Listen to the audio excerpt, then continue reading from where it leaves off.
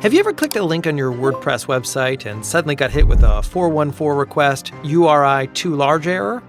Yeah, it's one of those WordPress errors that looks technical at first, but it's actually pretty easy to fix once you know what's causing it.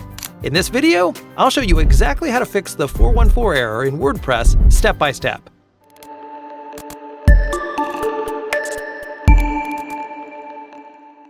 Hey guys, it's James from GigaPress.net. What exactly is the 414 Request-URI too large error? Basically, this happens when a URL becomes too long for the server to handle. In WordPress, this is usually caused by redirect loops, plugins generating very long URLs, or tracking links with too many UTM parameters attached. Sometimes a bad redirect setup can even create an endless loop that keeps making the URL longer until the server finally blocks it and shows the 414 error. Now, before we start fixing the issue, I highly recommend backing up your WordPress website first. We'll be editing some server configuration files in this tutorial, so having a backup gives you a safety net in case anything goes wrong. Alright, now the first thing we need to do is figure out whether your website is running on Apache or Nginx, because the fix is slightly different for each one. Here's how to check. Open your website in your browser, then right-click anywhere on the page and click Inspect. After that, click on the Network tab at the top. Now, click on any request you see under the Name column, and then scroll down until you find something called Response Headers. Look for the line that says Server. If it says Nginx, then your website is running on Nginx. If it says Apache, then you're using Apache. In some cases, you may see Cloudflare instead if your website is using Cloudflare protection. If you're not sure whether your website uses Apache or Nginx, you can always ask your hosting provider. Alright, let's start with the Nginx fix first. If you're using a VPS or dedicated server, you'll need access to your server files using a tool like FileZilla or SSH. The Nginx configuration file is usually located here, /etc/nginx/nginx.conf. Keep in mind that many shared hosting providers won't give you access to this file. If that's the case, you may need to contact your hosting provider and ask them to increase the request URL limit for your website. Now, if you do have access to the file, download the nginx.conf file and open it using a text editor like Notepad or VS Code. Inside the file, search for this line, large client header buffers for 8K. If you can't find it, you can simply add it manually. What we want to do here is increase the allowed request size. So change the 8K value to 128K. So it should now look like this, large client header buffers for 128K. This tells the server to allow much larger request URLs. Once you've made the change, save the file and upload it back to your server. You may also need to restart Nginx or ask your hosting provider to reload the server configuration. And that's basically it for the Nginx method. Now, while we're waiting for the configuration changes to take effect, let me quickly share something useful for business owners. Once your website is running properly, the next challenge is usually not just getting traffic, it's turning that traffic into leads and sales. That's where RevHero comes in. RevHero is an AI-powered sales automation platform designed to help businesses book more meetings and grow their pipeline without manually handling cold outreach. It works like a virtual sales team, running automated campaigns across email, SMS, and phone calls using AI to personalize messages and improve engagement.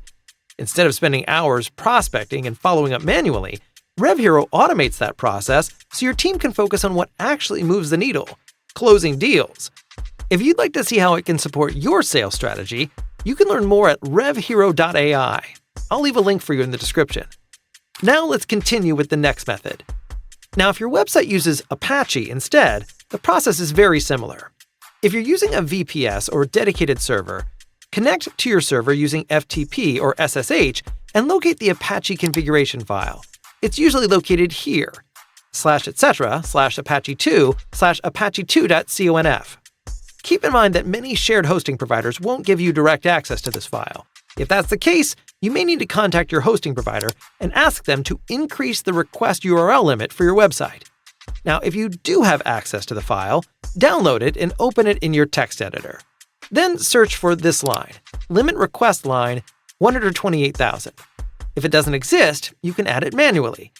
Now, if the current value is too low, increase it to something higher, like 256,000.